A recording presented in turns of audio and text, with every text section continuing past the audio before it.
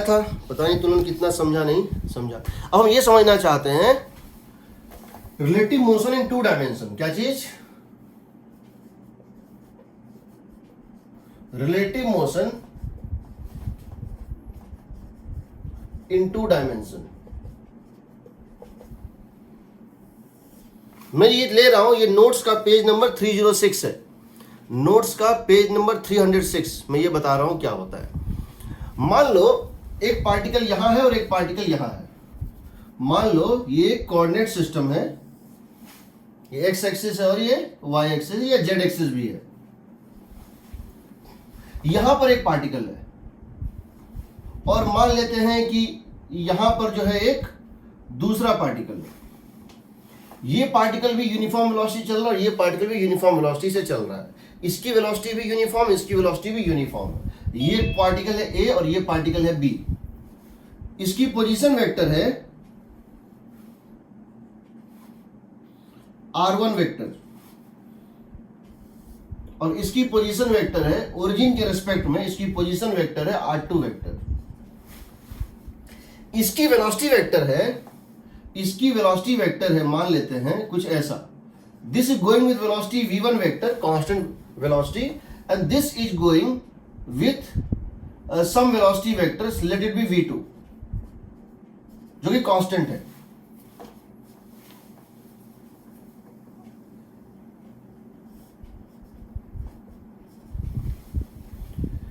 ठीक है, दो स्पेस में दो पार्टिकल हैं, एक पार्टिकल यहां है, एक पार्टिकल यहां है। ये पार्टिकल इधर जा रहा है और ये पार्टिकल कहीं और जा रहा है। हम ये जानना चाहते हैं क्या ये दोनों पार्टिकल एयर में कोलाइड कर जाएंगे, क्या ये दोनों पार्टिकल एयर में कोलाइड कर जाएंगे कि नहीं करेंगे। इसका कंडीशन क्या होगा? Find the condition that these two particles, particle A and particle A, collide in mid air. Question है find the condition so that two particles collide in mid-air।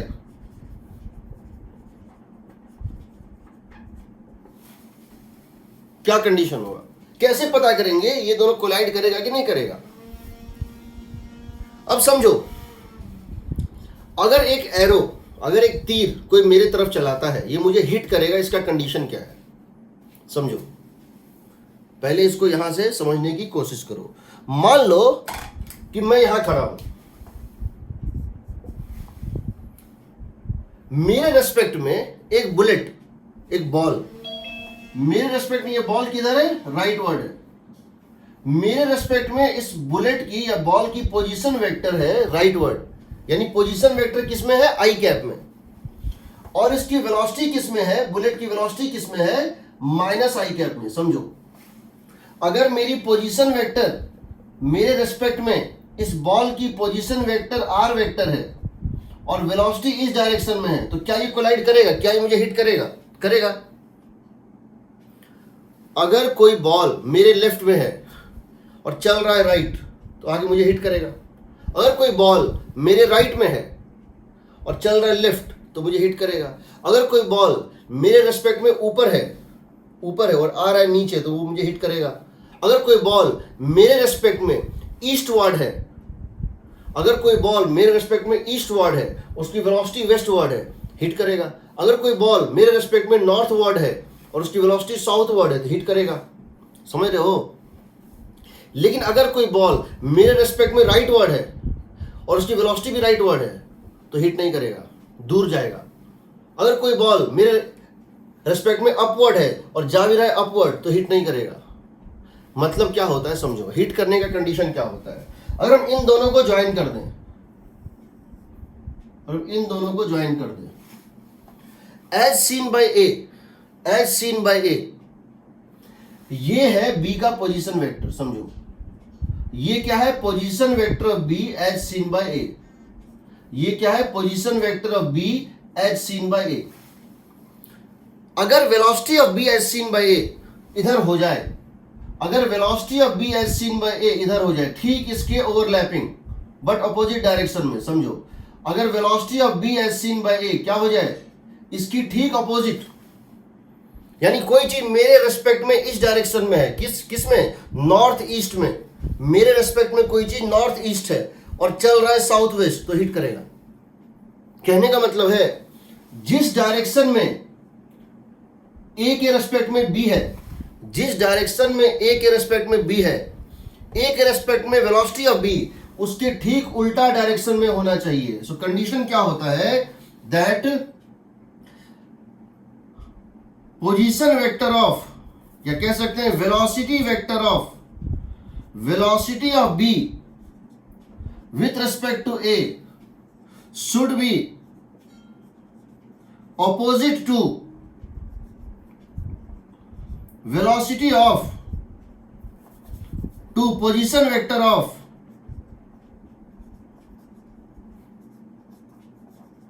b with respect to a। यहां कोई doubt है किसी को, ये बताओ।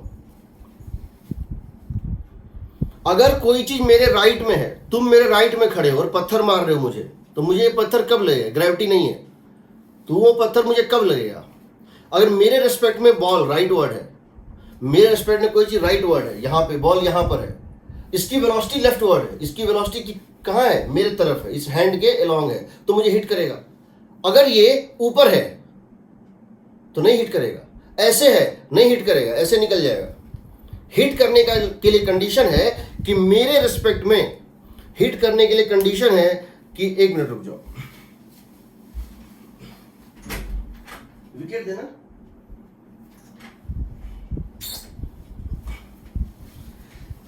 Hit करने का कंडीशन होता है कि मुझे कोई चीज वहां दिख रहा है, मुझे कोई चीज वहां दिख रहा है और आ रहा है ऐसे उल्टा, जिधर दिख रहा है उसका ठीक उल्टा आएगा तब करेगा हिट।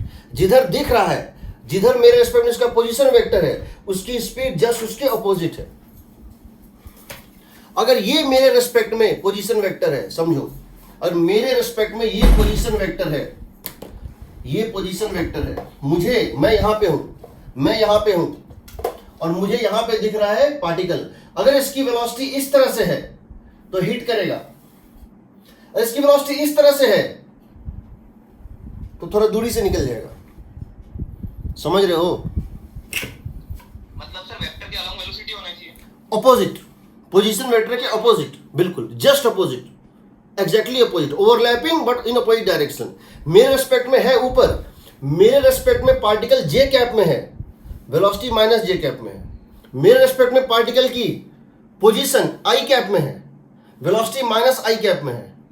मेरे रेस्पेक्ट में पार्टिकल नॉर्थ में है, वेलोसिटी साउथ में है, तो हिट करेगा, किसी और में हिट नहीं करेगा। तो कंडीशन क्या है समझो, ये तो लिटरेचर हो गया ना कि वेलोसिटी ऑफ बी, ये वेक्टर ए को एज सीन बाय ए को आई मान लो, ए को बी यहां दिख रहा है, इसकी वेलोसिटी ठीक इसके ऊपर उल्टा दिखनी चाहिए। इसका मतलब क्या है, इसका मतलब पोजीशन वेक्टर और वेलोसिटी वेक्टर एंटी पैरेलल है। इसको मैथमेटिकली कैसे लिखेंगे, लिटरेचर में तो लिख दिए दोनों की डायरेक्शन अपोजिट होनी चाहिए। Literature wise unit vector of B with respect to A, unit vector of B with respect to A, याद रखना, and velocity of B respect to A, इन दोनों का यूनिट वेक्टर आपस में नेगेटिव होना चाहिए। देखो, तुम पोजीशन वेक्टर को वेलोसिटी वेक्टर से इक्वेट नहीं कर सकते हो क्योंकि डायमेंशनली रॉन्ग है। पोजीशन वेक्टर मीटर में होता है, वेलोसिटी क्या होता है, मीटर पर सेकंड में। तुम दोनों को इक्वेट नहीं कर सकते हो। लेकिन यूनिट वेक्टर डायमेंशनलेस होता है, बताया है तुम लोग को। यूनिट वेक्टर क्या होता है, सिर्फ डायरेक्शन बताता है। तो unit vector in the position vector, unit vector along the position vector and unit vector along the velocity vector should be in opposite direction। हम इसको इक्वेट कर सकते हैं, ये सही है, ये भी डायमेंशनलेस है और ये भी डायमेंशनलेस है, तो ये इक्वलिटी सही है।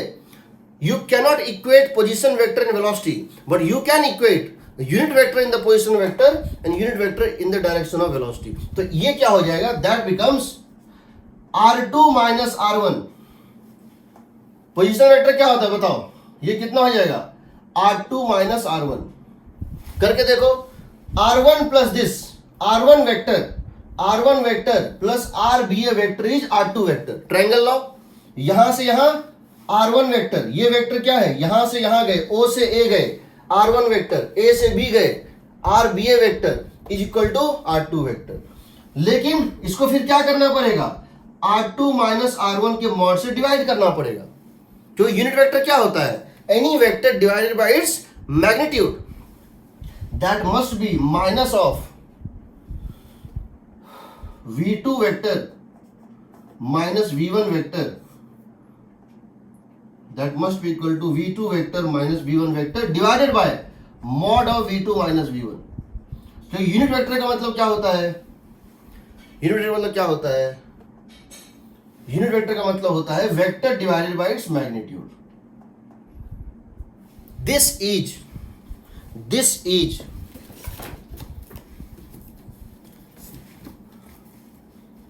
सोचो सही है,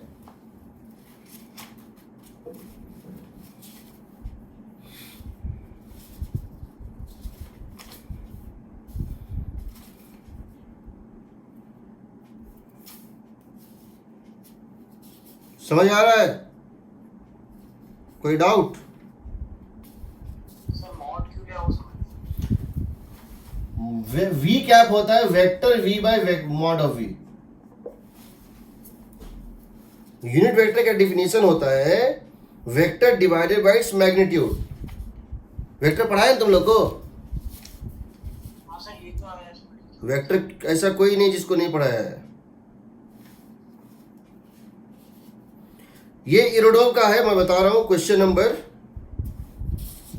देखो मैग्नेट सर मॉड के अंदर का जब वेक्टर आता है सर, तो वो वेक्टर का साइन हट जाता है ना। हाँ,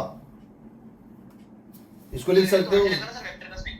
वेक्टर वी बाई वी। हाँ हाँ सर, मैं ये बोल रहा था वेक्टर का साइन। हाँ बिल्कुल, मैं बता रहा हूँ ये कौन सा क्वेश्चन तुम्हें बनाना है बाद में, क्योंकि इसका अब हम यूज कराएंगे और इसका हम यूज कराने वाले हैं।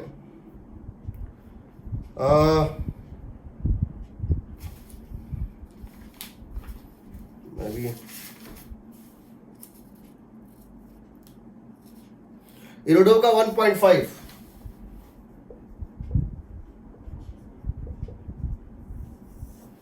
यही क्वेश्चन ही है।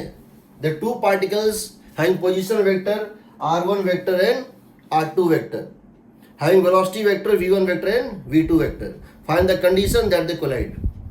answer is position vector and velocity vector, relative position और relative velocity opposite direction में रहेगी।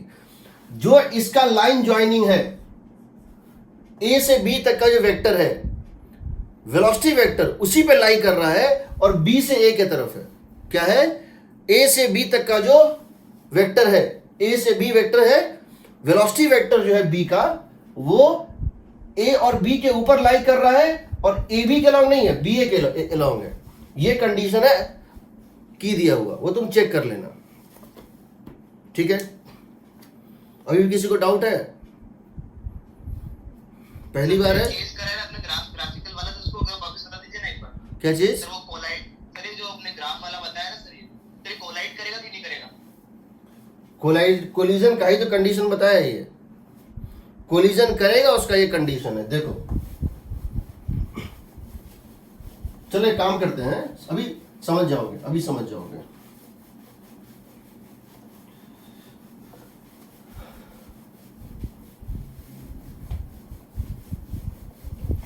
दो पार्टिकल यूनिफॉर्म वेलोसिटी से चल रहे थे, कैसे बता रहा हूं।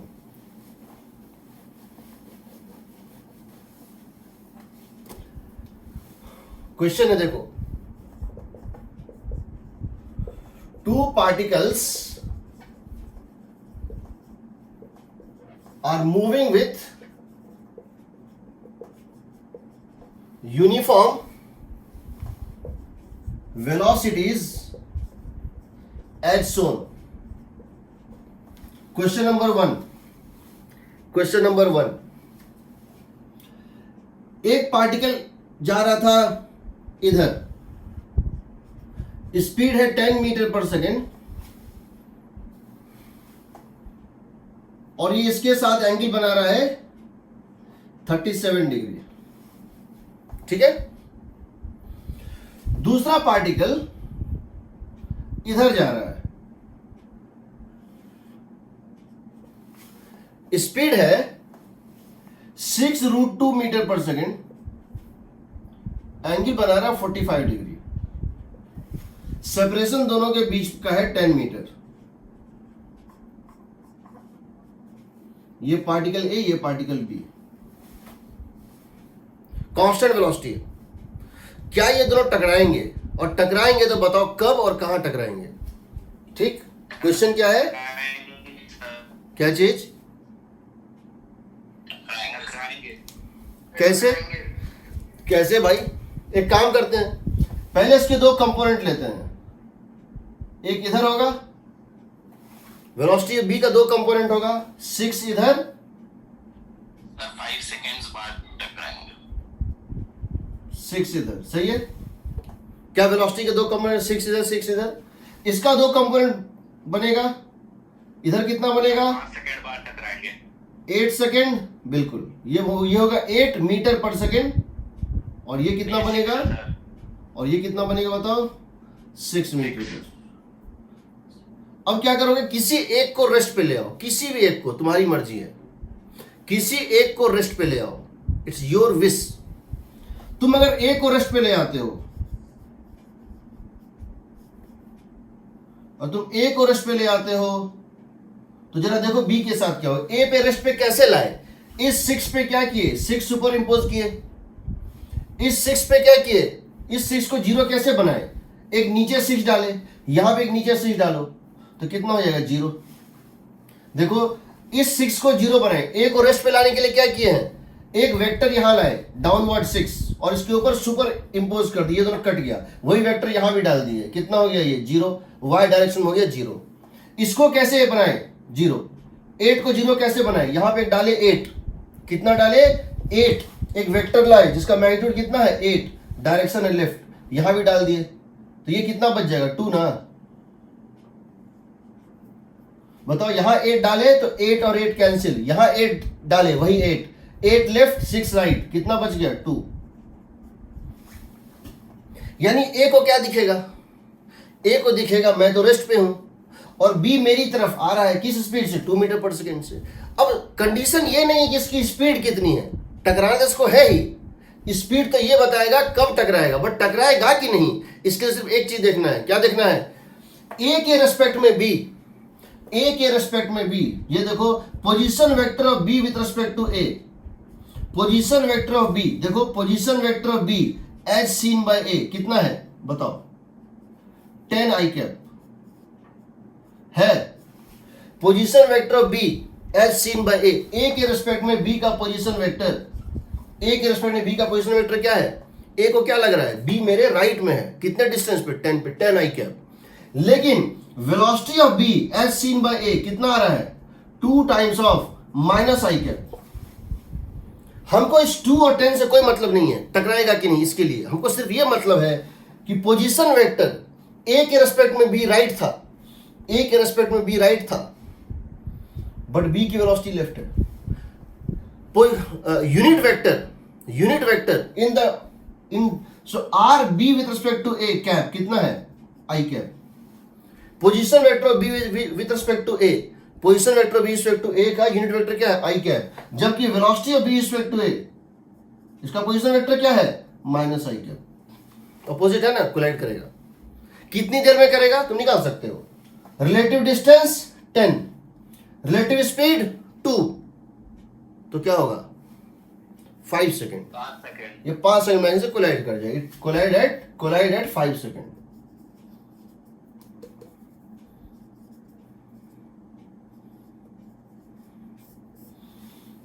एग्रीड, सर ये 5 कैसे निकला, अरे डिस्टेंस है, 6 और 8 कहां से आया, क्या चीज, 6 और 8 कहां से आया, कौन सा 6 और 8, ये हाँ, नाम बताओ,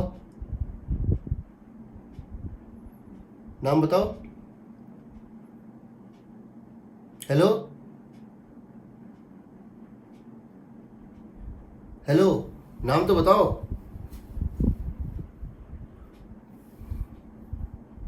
किसने पूछा है, हेलो, मैंने नाम होगा ना कुछ, हर्ष हर्ष। देखो मैंने बताया था कि वेक्टर का कंपोनेंट कैसे निकालते हैं। कोई भी वेक्टर हो, जिधर एंगल दिया होता है उधर कंपोनेंट लेते हैं cos थीटा। ये होगा 10 cos 37 डिग्री। cos 37 होता है 4/5, ये भी बताया है। मैं प्रूव कर सकता हूं, मैंने बताया, मेरे पास सबकी रिकॉर्डिंग है, हाँ सर ये याद मैं आ सबूत गया। साथ रखता हूं। अब याद आ गया सर। मैं ऐसा कुछ भी यूज नहीं करूंगा जो नहीं बताया है, हाँ सर वो भूल गया था, याद आ ठीक। गया। देखो जो भी आज बताया जा रहा है वो कल का बेस होता है, इसको हमेशा याद रखना, ठीक है। अब देखो इसी में बिना वेक्टर किसको नहीं पढ़ा सकता हूं। आज कोई नया स्टूडेंट आएगा, कुछ भी कर लूं, मुझे उसको बैकअप देना ही पड़ेगा। मैं ये तीर बहुत बड़ा तीर है, ये तीर है ना, ये सीधे दिल में लगता है, पढ़ाते नहीं है तो। बिना पढ़ाई यूज कर देना तो पूरा जख्मी कर देता है इंसान को, ठीक है। देखो ये एक चीज। अब मैं इसमें अगर एक चेंज कर दूं, क्या चेंज कर दूं, मैं इसको 6 ना रखूं, मैं इसको 6 ना रखूं, मैं इसको कर दूं 8, तो यही क्वेश्चन कोलिजन का नहीं रहेगा, ये हो जाएगा मिनिमम डिस्टेंस प्रॉब्लम। एक क्वेश्चन होता है minimum distance between object and the दो बॉडीज के बीच का मिनिमम डिस्टेंस क्या है। वही मिनिमम डिस्टेंस जब 0 होता है उसको कोलिजन बोलते हैं। मिनिमम डिस्टेंस प्रॉब्लम का ही स्पेशल केस है 0। जब मिनिमम डिस्टेंस दो चीजों के बीच 0 होती है तो कहते हैं कोलाइड कर गए, नहीं तो क्या बोलते हैं। हम इसी क्वेश्चन को अब क्या कर रहे हैं, थोड़ा सा चेंज कर रहे हैं। हम क्या कर रहे हैं, इसको हम निकाल रहे हैं, एंगल छोड़ दो। ये कंपोनेंट 8 था और ये भी 8 था, ठीक है। ये 8 था, ये भी 8 था, ओके। हम जानना चाहते हैं क्या ये कोलाइड करेगा। अब क्या ये कोलाइड करेगा, नो सर, क्यों नहीं करेगा। नहीं करेगा सर। देखते हैं, किसी एक को पहले रोकते हैं। ए को रोक लो, कोई दिक्कत नहीं है, ए को रोक लो। Bring A to rest. अब तुमने ए को रेस्ट पे लाने के लिए क्या किया था, यहां पर 8 सुपर इंपोज किया, यहां 8 सुपर इंपोज करो, यहां कितना बच जाएगा, 2 बच जाएगा। इसको रेस्ट पे लाने के लिए क्या किया था, 8 इधर 8 इधर, तो यहां भी 8 लगा दो, यहां क्या बच जाएगा, 2। सही है ना, कोई दिक्कत नहीं। कोई वेक्टर को आई कैप जी कैप डी के माइनस करने का, हम जो चेंज यहाँ की, यहाँ 8 डाले, यहाँ भी 8 डाले, 2 बच गया लेफ्ट वर्ड, यहाँ 8 डाले, यहाँ भी 8 डाले, तो ऊपर 6 था, नीचे ये 2 हो गया राइट वर्ड। यानी कि ये जो वेलोसिटी होगा, देखो, यानी as seen by A, as seen by A, B कैसा दिखेगा, इधर चलता हुआ दिखेगा। As seen by, this is the velocity of B as seen by A, क्योंकि तुमने ए को क्या बना दिया है, ऑब्जर्वर। तो ए को क्या लगेगा, हम रेस्ट पे हैं और ये ऐसे जा रहा है। ए को क्या लगेगा कि हम रेस्ट पे हैं और ये बी जो है ये ऐसे जा रहा है। स्पीड कितनी होगी बताओ, what is the speed of this, ये स्पीड कितनी आ जाएगी, 2√2, 2√2, और ये एंगल कितनी हो जाएगी, 45 डिग्री। अब बताओ how to find the minimum distance between. अब ये क्वेश्चन क्या है, मिनिमम डिस्टेंस का, क्योंकि अब तुम्हारा जो वेक्टर है, देखो पोजीशन वेक्टर किसमें है, पोजीशन वेक्टर अब जो है, पोजीशन वेक्टर आई कैप में है, समझो।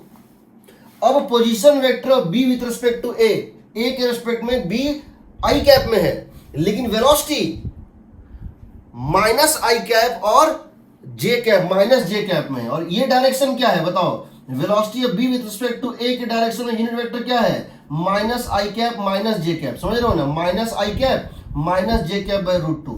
तो ये दोनों तो एंटी पैरेलल नहीं है ना, तो कोलिजन नहीं होगा, कोलिजन नहीं होगा, लेकिन मिनिमम डिस्टेंस तो निकलेगा। How to get minimum distance between this point and this line, how to find minimum distance between this point and this line, drop a perpendicular. यहां से क्या करोगे, इस पॉइंट पर मिनिमम डिस्टेंस होगा दोनों के बीच। पहले डिस्टेंस क्या होगा, सेपरेशन ए और बी का घटेगा, यहां मिनिमम होगा, फिर बढ़ने लगेगा, यहां मिनिमम डिस्टेंस होगा। कैसे निकालोगे बताओ, ये ट्राइंगल देखो, ये ट्राइंगल देखो, तुमको निकालना है minimum distance AP, minimum distance AP. कैसे निकालोगे, ये डिस्टेंस पता है 10 मीटर, इस ट्राइंगल में, ट्राइंगल ए बी पी में ये डिस्टेंस पता है 10 मीटर, ये कितना है 45 डिग्री। तो ये कितना हो जाएगा बताओ, कॉस या साइन, किसके साथ 45 डिग्री है, साइन, 10 साइन 45 डिग्री, यानी कि कितना हो गया बताओ, 5√2 मीटर। ये होगा मिनिमम डिस्टेंस। कब होगा, कब होगा, कैसे निकालोगे, when this is the minimum distance, so minimum distance is AP, minimum distance between them is AP and that is equal to 5√2 metre. Calculus से भी निकालोगे यही आएगा, कैलकुलस से भी निकालोगे डिफरेंशिएट करके तो भी यही आता है, लेकिन कैलकुलस का मेथड लेंदी होता है और कैलकुलस मैंने सबको पढ़ाया भी नहीं है ढंग से, अभी कुछ लोगों को बचा हुआ है। दूसरी बात, कब होगा, कब कैसे निकालेंगे, यहां से बी से लेकर पी तक ये चला, ये बी से लेकर पी तक चला, किस स्पीड से चला, 2√2 मीटर पर सेकेंड। तो स्पीड, तो टाइम कितना हो जाएगा बताओ, टाइम हो जाएगा distance travelled by speed of B with respect to A. Distance travelled is 10 cos 45 degree, speed is 2√2, that is equal to 10√2, 10/√2 दिया हो जाएगा 2.5 सेकेंड ना, 2.5/2 सेकेंड, 5/2 सेकेंड आ गया, ठीक है।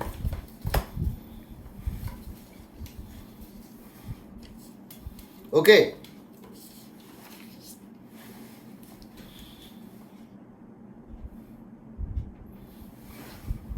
कोई problem.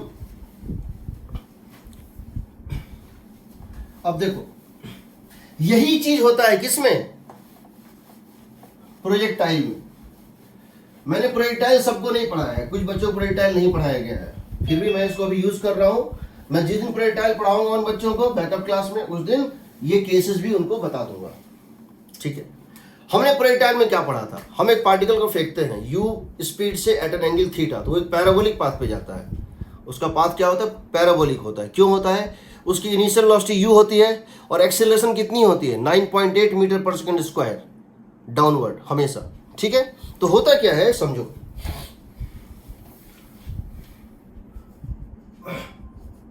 Relative motion between two projectiles,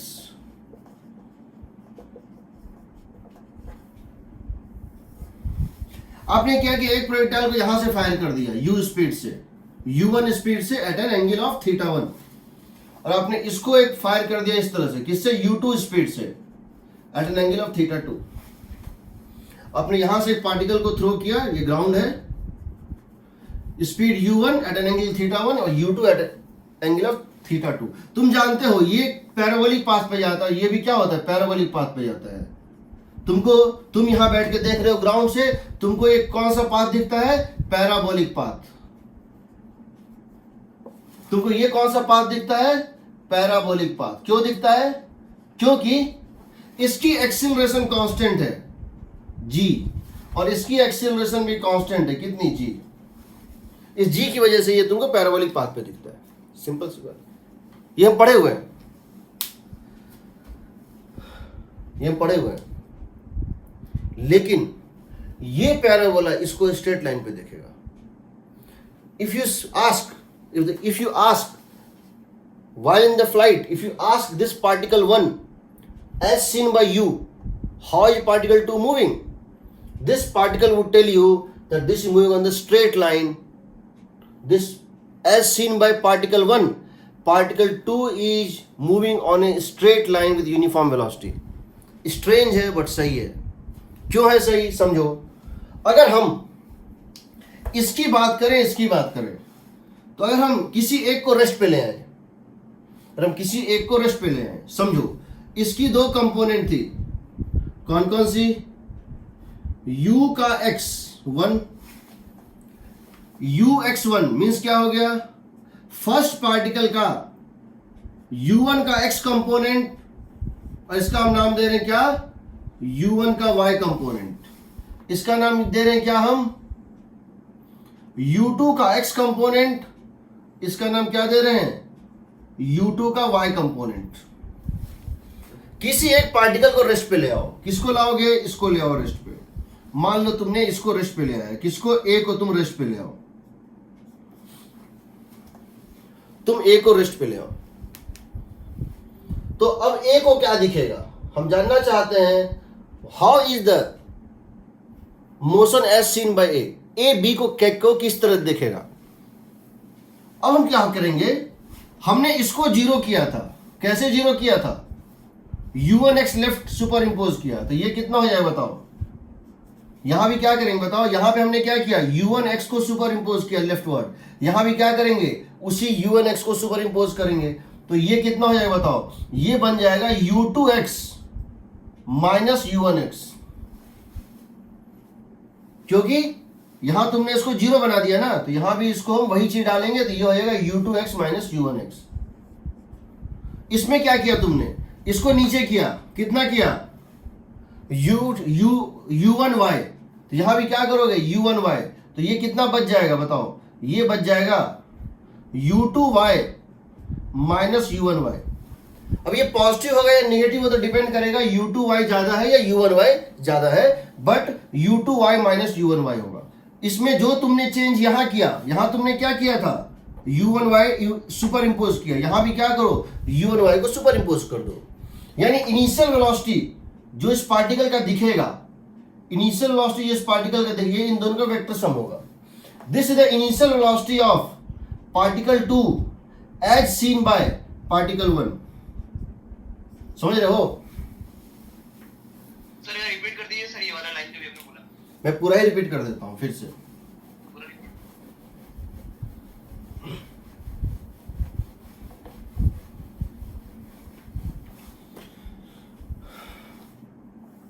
ये ग्राउंड है और तुमने यहां से एक पार्टिकल को थ्रो किया था इस तरह से, और तुमने यहां से एक दूसरे पार्टिकल को भी थ्रो किया था इस तरह से।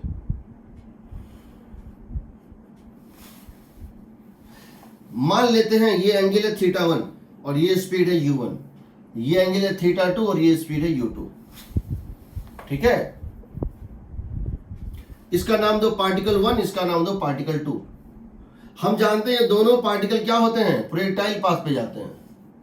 दे are moving on the parabolic path, they are moving on a parabolic trajectory, parabolic path.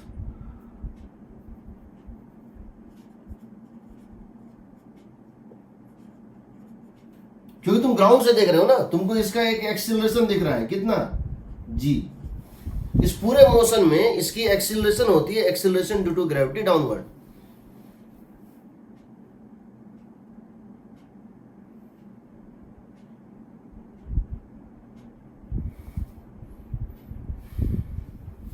ठीक है, यहां भी वही होता है, ये एक पैराबोलिक पाथ पे जाता है, this is moving on a parabolic path, और ये होता है इसका एक्सेलरेशन ड्यू टू ग्रेविटी। ठीक है, हम जानते हैं इसकी बहुत सी रेंज होता है, टाइम ऑफ फ्लाइट होता है, बहुत सारी चीजें होती है। हम चूंकि ग्राउंड पे खड़े हैं और हमारा खुद का एक्सेलरेशन जीरो है, हमको ये जी से दिखाई देता है एक्सेलरेटेड, और ये भी जी से दिखाई देता है एक्सेलरेटेड। अब क्या होता है, ये तो हम देख रहे हैं ना, ये दोनों ट्रेजेक्ट्री जी यू, ये u1 क्या है, u1 is the velocity as seen by person on the ground, u2 is the initial velocity as seen by person on the ground, θ1 is the angle of projection as seen by person on the ground, θ2 is the angle of projection as seen by person on the ground, g is the acceleration due to gravity downward of this particle as seen from the ground, g is the acceleration due to gravity as seen from the ground। But अब हम frame change कर रहे हैं, हम ground से नहीं देख रहे हैं, हम इसके ऊपर बैठ के देख रहे हैं। हम ही ये पर्सन है, ये फ्लाइंग पर्सन, और ये भी एक फ्लाइंग पर्सन है। दो लोगों को ही फेंक दिया, पार्टिकल बॉल को नहीं फेंका, दो लोगों को ही एयर में फेंक दिया, और जब वो एयर में है दोनों, तब एक दूसरे को वो किस तरह देखेंगे ये हम समझते हैं। तो हमको क्या करना है, ऑब्जर्वर हम किसको बनाना है, वन को। Let us see what is seen by one, how the motion is seen by observer one.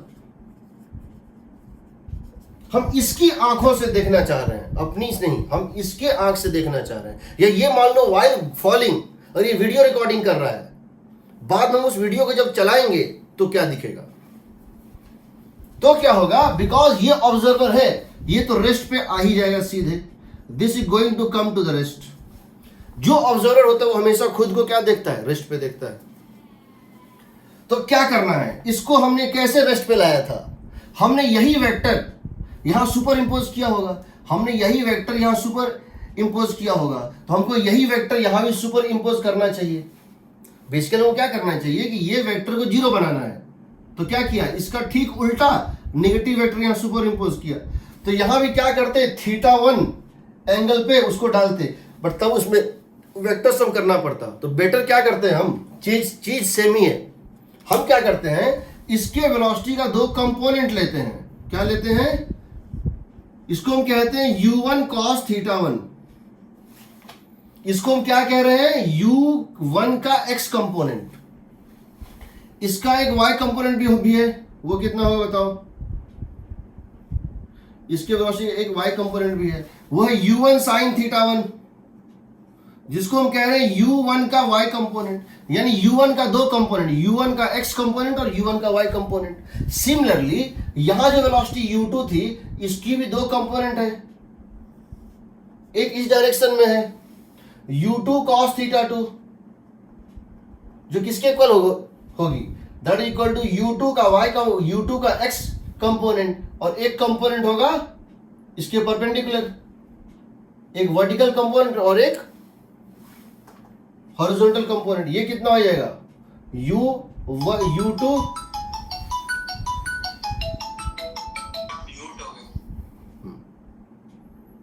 अब ठीक है ना, ये होगा u2 sin θ2, जो बोलेंगे u2 का y कंपोनेंट. ठीक है, अब चूंकि हम इसको रेस्ट पे लाए हैं, तो हम क्या करते हैं, कंपोनेंट्स को सुपर इंपोज करते हैं. बात एक ही है, बट थोड़ा आसान लगता है. वेक्टर को सीधे हम सबट्रैक्ट करेंगे तो एक वेक्टर इस तरह से आएगा, इसका निगेटिव वेक्टर इस तरह से आएगा, फिर इन दोनों का वेक्टर समझेंगे कुछ आएगा, बट हमको उतना समझ में नहीं आता है. तो हम क्या करते हैं, यहां लेते हैं, हमने इसको 0 बनाया. कैसे 0 बनाया कि u1 cos θ1 को सुपर इंपोज कर दिया. यहां पर हमने u1 cos θ1 को इस वेक्टर का नेगेटिव यहां डाल दिया, हमने इस वेक्टर का जो है नेगेटिव वेक्टर यहां डाल दिया, और ये दोनों कट गया. वही वेक्टर यहां भी डालेंगे, तो ये कितना आ जाएगा, ये आ जाएगा u2 cos θ2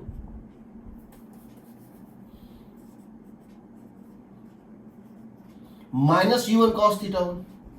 सर हाँ, सर जो आपने u1 cos θ1 तो सर आपने फर्स्ट वाले में सर अपने साइड गए तो 0 हो गया वो. हाँ, और सर आपने सर u2 cos θ को सर उस साइड क्यों नहीं करा सर डेप्थ में, यहाँ पे यस सर. ऑब्जर्वर कौन है, तो ऑब्जर्व 1 है सर. 1 है, 1 को रेस्ट पे लाना है ना. Yes sir. तो 1 पे जो जिसको सर रेस्ट पे लाएंगे सर उसको ही करना है क्या, जिसको रेस्ट पर लाए हैं, उसको लाने में जो चेंज किए हैं, जो भी चीज वहां रखे हैं, वही यहां रखना होगा. इसको रेस्ट पे लाने के लिए u1 cos θ1 हमको इसका नेगेटिव यहां सुपर इंपोज करना पड़ा है. हम यहां पर एक रेड कलर से दिखा रहे हैं, देखो हम यहां पर एक वेक्टर डाल रहे हैं, इस वेक्टर को उठा के लाए यहां डाल दिए. कितना था ये, u1 cos θ1. इससे क्या होगा, ये और ये कट गया, तभी 0 हुआ ना. Yes sir. उसी वेक्टर को यहां भी डाल दिए, जिस वेक्टर को यहां देंगे चेंज हमेशा सेम होगा. मतलब सर जिसको रेस्ट पे लाना है सर उसके वेक्टर हाँ हाँ, जिसको रेस्ट पे लाने के लिए जो वेक्टर दिए वही जो बचा उसके ऊपर भी डालेंगे. दोनों रेस्ट पे नहीं आएगा, रेस्ट पे एक आएगा, दूसरे में कुछ बच जाएगा.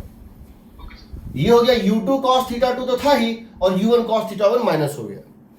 अब यहां देखो, इसको रेस्ट पे कैसे लाए, इसको भी तो खत्म किए ना. इसको रेस्ट पे लाने का मतलब क्या है, 1 को रेस्ट पे लाने का मतलब है इस वेलोसिटी को भी हम 0 किए हैं. तो इसके लिए क्या किए होंगे बताओ, इसके लिए हम नीचे एक वेक्टर डाले थे u1 sin θ1. तो यहां भी क्या करेंगे, तो ये और ये कट गया. हमने इस नए वेक्टर को सुपर इंपोज कर दिया, इसके साथ वेक्टर सम ले लिया इन दोनों का। यहां भी वही चीज डालेंगे, तो जैसे तुम यहां पे डालोगे u2 sin theta 2 u1 sin theta 1, तो इसकी जो नेट वैल्यू बच जाएगी that is going to be equal to u2 sin theta 2। ये तो पहले से था और इसको तुमने सुपर इंपोज किया। जब ये यहां सुपर इंपोज हुआ तो इसको जीरो कर दिया, बट यहां सुपर इंपोज तो जीरो नहीं कर पाया, बट कुछ तो घटाएगा ही ना। ये हो जाएगा u2 u1 sin थीटा 1। अब समझो, इसका मतलब है जो ये वन पार्टिकल है ना, ये 2 का जो देख रहा है ना वेलोसिटी, वो उसका x कंपोनेंट ये देख रहा है और y कंपोनेंट ये देख रहा है। तो इससे अगर पूछोगे कि इसकी इनिशियल स्पीड क्या थी, और इससे पूछोगे पार्टिकल 1 से ये पार्टिकल 2 की इनिशियल वेलोसिटी क्या थी, तो वो कहेगा u2 cos theta 2 minus u1 cos theta 1 i cap plus u2 sin theta 2 minus u1 sin theta 1 j cap. यानी अगर पूछोगे तो ये बताओ कि तुमको ये पार्टिकल किस स्पीड से इनिशियली लॉन्च हुआ था, ये बोलेगा under root this square plus this square. इससे पूछ रिजल्टेंट हो जाएगा ना। हाँ, मतलब इन दोनों का जो होगा रिजल्टेंट जो होगा यहाँ पे, that is the velocity of 2, initial velocity of 2 as seen by 1। तो इसको जो इनिशियल वेलोसिटी इसका दिखेगा वो दिखेगा under root this square plus this square, और जिस डायरेक्शन में दिखेगा अल्फा वो कितने में दिखेगा, tan alpha is equal to y component by x component, y component by x component. समझ रहे हो? Yes sir. यानी कि एंगल भी फ्रेम डिपेंडेंट होता है। Angle of projection, velocity of projection, सब कुछ फ्रेम डिपेंडेंट होता है। इसको ये 30 पे दिखा, ये 45 पे दिखा, ये 20 पे दिख रहा होगा। हो सकता है ये 0 हो जाए, हो सकता है ये 0 हो जाए, ये दोनों कट जाए तो सिंपली राइट दिखाई देगा। हो सकता है ये दोनों कट जाए, सिंपली अप दिखाई देगा। चलो वेलोसिटी तो तुमने ले लिया। अब जरा एक्सीलरेशन देखो तो क्या होगा। इसकी एक्सीलरेशन g डाउन, इसकी एक्सीलरेशन g डाउन। तुमने इसको रेस्ट पे लाया, इसकी एक्सीलरेशन को जीरो करने के लिए क्या किया, तुमने इसकी एक्सीलरेशन को जीरो करने के लिए क्या किया, इस वेक्टर का, g वेक्टर का एक अपोजिट वेक्टर सुपर इंपोज कर दिया। तुमने इसके एक्सीलरेशन को जीरो कैसे बनाया, g डाउनवर्ड था ही, एक g अपवर्ड सुपर इंपोज कर दिया, तो एक्सीलरेशन कितना हो गया, 0। वही एक्सीलरेशन जब यहां भी सुपर इंपोज करोगे तो ये भी कितना हो जाएगा, 0। यानी इसको, इसका acceleration of 2 with respect to 1 कितना आएगा, 0। क्यों? दोनों की एक्सीलरेशन सेम डायरेक्शन में, सेम मैग्नीट्यूड है। तो जब भी इसको 0 बनाओगे, जब भी इस g को 0 बनाओगे तो ये g भी 0 हो जाएगा। इसका मतलब क्या हुआ, इसके रेस्पेक्ट में इसका एक्सीलरेशन 0 है, इसके रेस्पेक्ट में इसका एक्सीलरेशन क्या है, 0 है। And what is the meaning of 0 acceleration, what is the meaning of 0 acceleration, uniform motion on a straight line, uniform motion on a straight line. इसका मतलब होता है ना तो स्पीड बदलेगी ना डायरेक्शन बदलेगा, uniform motion on a straight line. So uniform constant velocity, uniform motion on a straight line. तो अभी तक जो तुम्हारा ट्रेजेक्ट्री था, पैराबोला था, बट इस फ्रेम में इसका ट्रेजेक्ट्री क्या होगा, स्ट्रेट लाइन। ये हमेशा ऐसा चलता रहेगा, कभी बदलेगा ही नहीं। ये कांस्टेंट वेलोसिटी मोशन, एक्सीलरेशन 0 का मतलब होता है constant velocity on a straight line. इसको ये स्ट्रेट लाइन पे चलता हुआ दिखेगा। इसीलिए दो प्रोजेक्टाइल या तो टकराएंगे या उनके बीच का एक मिनिमम डिस्टेंस आएगा, ये बता रहा हूं कैसे, पहले इसको समझ लो। हमने एक को रेस्ट पे लाया, ये कर दिया, ठीक है। इसके रेस्पेक्ट में इसकी तुमको जो भी आई है, अगर तुम इसको रेस्ट पे लाते उसका ठीक नेगेटिव हो जाता। क्या बताया हुआ है, velocity of A respect to B और velocity B respect to A एक दूसरे का नेगेटिव होता है। ए अगर ये इसको इस डायरेक्शन में देख रहा है तो ये इसको इसके उल्टा डायरेक्शन में देखता, इसको पलट दो, ऐसे ऐसे देखता, खैर वो अलग चीज है, तुम समझो। पहली बात इसमें एक प्रोजेक्टाइल दूसरे प्रोजेक्टाइल को जीरो एक्सेलरेशन से देखता है। क्यों? दोनों प्रोजेक्टाइल की एक्सेलरेशन वेक्टर सेम है, एक्सेलरेशन वेक्टर सेम है, इसीलिए जब एक को जीरो करोगे जिसको रेस्ट पे लाए हो तो दूसरे का भी जीरो हो जाएगा। कोई डाउट यहां पे? अब देखो, अब मैं इसका एप्लीकेशन ले रहा हूं। हवा में कोलिजन कराना है, एक पत्थर फेंका, तभी दूसरा पत्थर एक दूसरे पर्सन ने फेंका कहीं और से, हमको जानना है कि वो दोनों एयर में जाके कोलाइड कर जाए, हवा में कोलाइड कर जाए, जो बहुत मुश्किल होता है। क्यों मुश्किल होता है? हवा में कोलिजन कब होगा? जब x coordinate, y coordinate, z coordinate और टाइम कोऑर्डिनेट सब सेम होगा। समझो, सिर्फ एक्स वाई सेम होने से कोलिजन नहीं होता है। एक पहले निकल गया, एक उसी पॉइंट पे बाद में निकला, तो कोलिजन नहीं हो रहा है। कोलिजन में तीन चीजें एक साथ नहीं, पोजीशन भी सेम होना चाहिए, एक्स कोऑर्डिनेट भी सेम, वाई कोऑर्डिनेट भी सेम, जेड कोऑर्डिनेट भी सेम और सेम टाइम पे भी होना चाहिए। ट्रेजेक्ट्री कोलाइड करने से कोलिजन नहीं होता है, क्योंकि ट्रेजेक्ट्री मतलब क्या है? पाथ कोलाइड कर रहा है। बट ये भी तो हो सकता है, एक जब निकल गया तो उसी पॉइंट पे दूसरा पार्टिकल 2 सेकंड बाद पहुंचा, तो कोलिजन कहां होगा? नहीं होगा। ऐसे क्वेश्चन बहुत कॉम्प्लिकेटेड होते हैं अगर हम उसको कैलकुलस से बनाना चाहते हैं तो, लेकिन वेक्टर से बहुत आसान हो जाता है। देखो कैसे,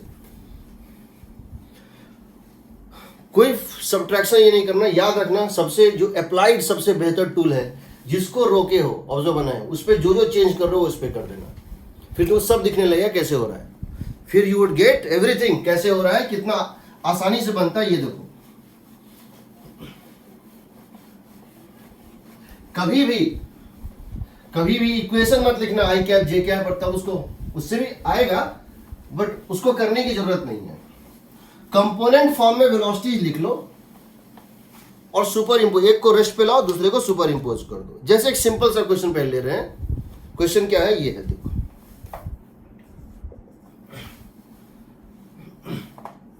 ये ग्राउंड है, ये ग्राउंड है। हम क्या कर रहे हैं कि मान लो इसको स्पीड दे दिया 10 मीटर पर सेकेंड, एंगल कितना है? 37 डिग्री, ठीक है। इसको स्पीड दे दिया 6√2 मीटर पर सेकेंड, एंगल कितना है? 45 डिग्री, और दोनों के बीच का डिस्टेंस मान लेते हैं कि 70 मीटर, या मान लेते हैं 7 metre. These two particles are thrown simultaneously. So, two particles are thrown simultaneously. Question है, क्या ये कोलाइड करेंगे? पहला, अगर कोलाइड करेंगे तो कब करेंगे? अगर कोलाइड करेंगे तो कब करेंगे, और नहीं करेंगे तो इनकी मिनिमम डिस्टेंस क्या होगी? तो तुमको सबसे पहले यहां पर क्या करना है, ज्यादा दाएं बाएं नहीं करना है। इसको आई कैप जे कैप ये लिखने काम नहीं है। इसका कंपोनेंट लो इधर 8, इसका कंपोनेंट लो इधर 6, बिल्कुल, इसका लो इधर 6, इसका लो इधर 6, इसका कंपोनेंट ले लो अपवर्ड 6, लेफ्टवर्ड 6, इसका ले लो राइटवर्ड 8, अपवर्ड 6। अब क्या करो, किसी एक को रेस्ट पे ले आओ। किसको लाओगे? जिसको लाना चाहो। इसको ले लो, चाहे तो ए को ले लो रेस्ट पे या बी को ले लो रेस्ट पे, मुझे कोई दिक्कत नहीं है। You will get same thing. किसी को मानना हो रेस्ट पे मान लो, ए को मानोगे या बी को मानोगे, तुम्हारी मर्जी है। अगर तुम ए को मानते हो, तुमको पता है, तुम ये मेंटली कर सकते हो। इस पे ए को रेस्ट पे कैसे लाए? 6 यहां डाले, 6 यहां डालेंगे, 0 हो जाएगा। ए को रेस्ट पे लाने के लिए 6 नीचे डाले, 6 डाले नीचे, 6 डाले नीचे, ये हो गया 0। इसको रेस्ट पे लाने के लिए 8 दिए लेफ्ट, 8 दिए लेफ्ट, 14 हो जाएगा। समझ रहे हो ना क्यों होगा 14? यहां डाले 8 लेफ्ट 0 करने के लिए, यहां भी डालेंगे 8 लेफ्ट, 8 + 6 हो जाएगा 14। इसका मतलब क्या है? ए के रेस्पेक्ट में बी, ए के रेस्पेक्ट में बी किस डायरेक्शन में है? आई कैप में। ए के रेस्पेक्ट में बी कहाँ है, आई कैप में, और इसकी स्पीड कितनी है, देखो ए के रेस्पेक्ट में बी का पोजीशन वेक्टर क्या है, आई कैप, 7 आई कैप, और वेलोसिटी कितना है 14 माइनस आई कैप, तो कोलाइड तो करेगा ही। इसको क्या लगेगा, ये सीधे इसके तरफ आ रहा है,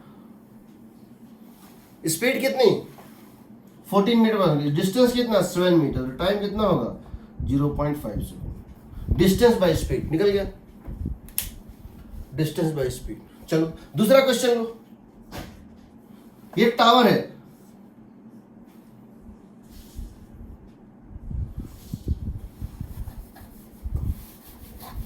तो यहां पर आ गया टी इक्वल टू कितना, देखो उसको थोड़ा शॉर्ट में दिखाया था, थोड़ा स्पेस बन जाएगा मेरे लिए।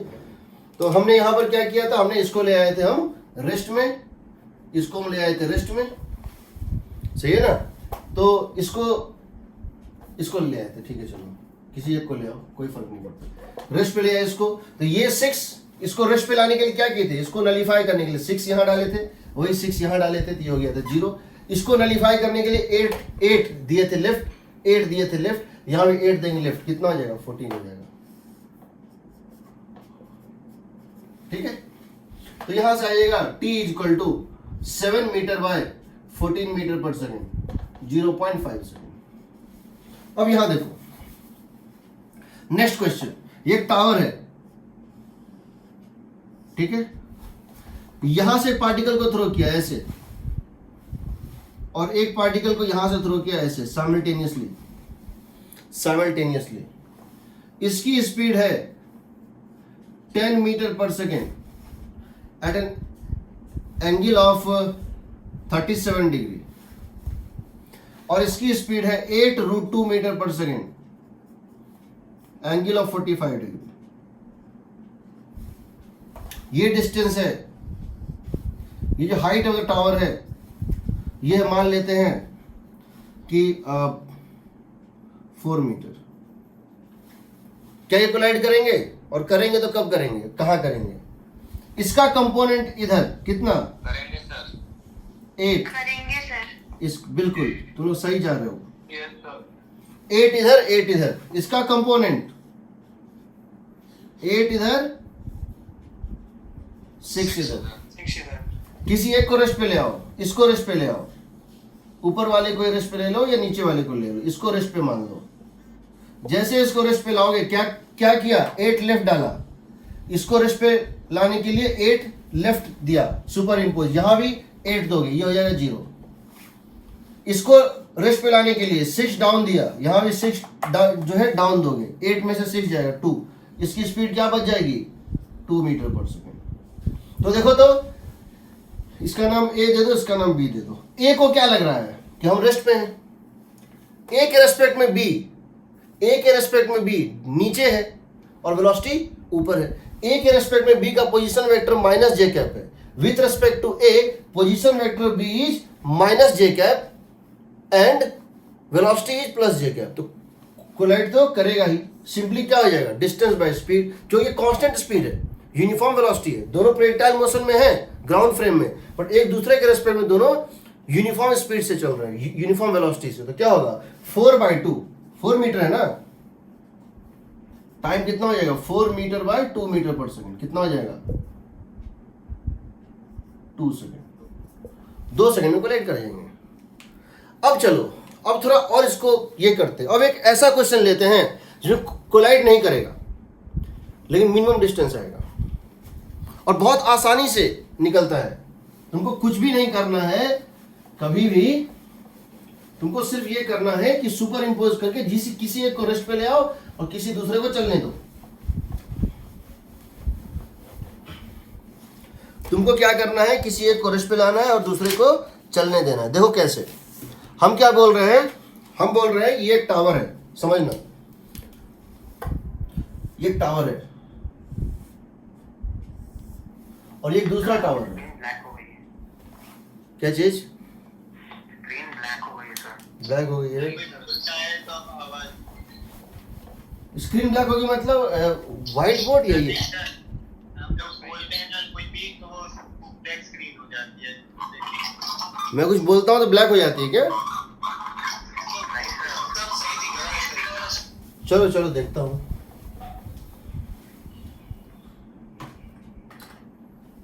चलो देखते हैं। देखो क्वेश्चन ये है कि मान लो ये एक टावर है।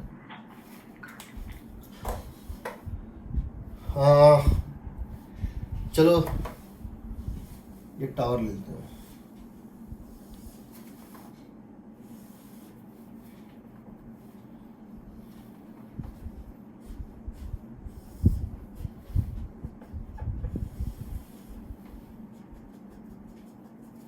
ठीक है, ये टावर है, ये टावर है। ठीक है, अब इसमें दिया हुआ है कि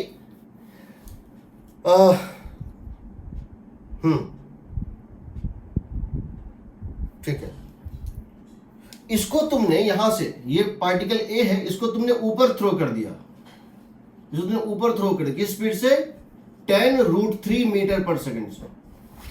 तुमने इस पार्टिकल को ऊपर थ्रो कर दिया 10√3 मीटर पर सेकंड से, और इस पार्टिकल को यहां से हॉरिजॉन्टली थ्रो कर दिया विद स्पीड ऑफ 10 मीटर पर सेकंड। एक को थ्रो किया ऊपर, एक को थ्रो किया लेफ्ट। एक को 10 मीटर पर सेकंड से और एक को 10√3 मीटर पर सेकंड से ऊपर, और एक को 10 मीटर पर सेकंड से। इसकी हाइट दी हुई है, इसका नाम मान लो ए है, इस पार्टिकल का नाम बी है।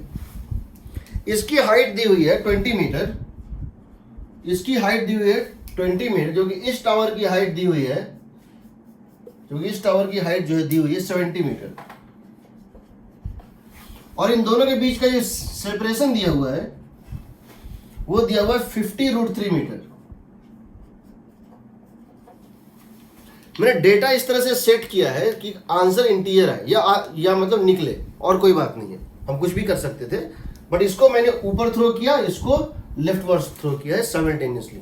आपको बताना है क्या ये कोलाइड करेंगे, और करेंगे तो ठीक है, कब करेंगे, नहीं करेंगे तो मिनिमम डिस्टेंस कितनी होगी और कब होगी।